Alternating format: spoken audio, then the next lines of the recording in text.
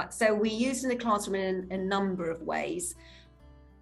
Obviously, its primary purpose probably is when we're teaching a drama, we will watch the production either before or during or after teaching the text to support.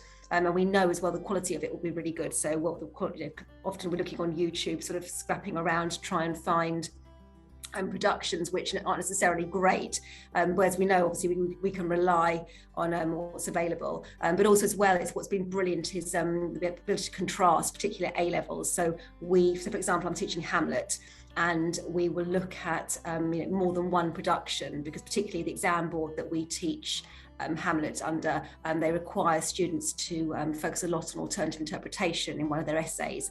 So we encourage them to watch as many productions as possible, and then in class we're able to just look at a scene from one production, compare with a scene from an alternative production, and look at different ways it's staged, director decisions, and so on. What we have been looking at is the study guides. So in some cases, obviously, there's 2 study guides on offer, digital theatre one as well as the unlocked. But the unlocked ones we think are just fantastic for supporting perhaps less confident learners, because the clarity is just brilliant, and activities that are embedded throughout them, they're great as well, and they work as a very useful homework task, to read this section on theme, for example, in Jekyll and Hyde, and then go home and complete the tasks that comes after.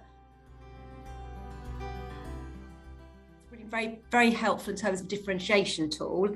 So as I sort of mentioned earlier, it's very useful to set extension work. It's very useful for consolidation work. It's also particularly useful in the event of having to set cover lessons. We found that the staff absence is a brilliant resource, because we have the link embedded on the homepage of our portal.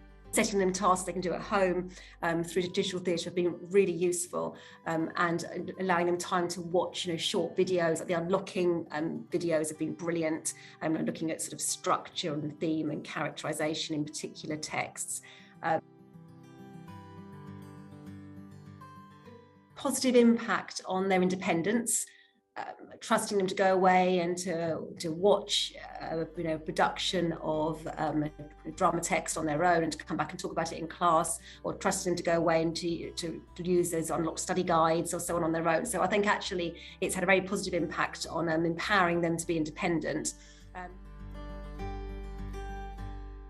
We teach AQA Love and Relationships Poetry Cluster at GCSE, and looking through the resources available for each poem, and there's context information, there are worksheets that give key points for some language and structure and theme and so on, and there are recitals for them, and I think that's something which is really, really valuable for an English teacher, is that you have that support for pretty much most of the poems in our cluster, for upskilling our own knowledge sometimes, as well as teaching the children that actually we can read this information before we actually deliver. So I think the fact it's tailored to exam specifications, and there's such a conscious awareness of what the requirements are, and again, working on both levels, supporting student learning but also supporting teacher learning.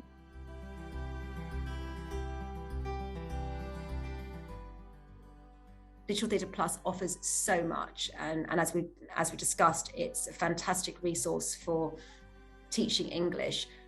Probably first and foremost, its greatest value still remains the fact that it offers an opportunity for us to take a large number of students and sit together and watch a production in the school environment.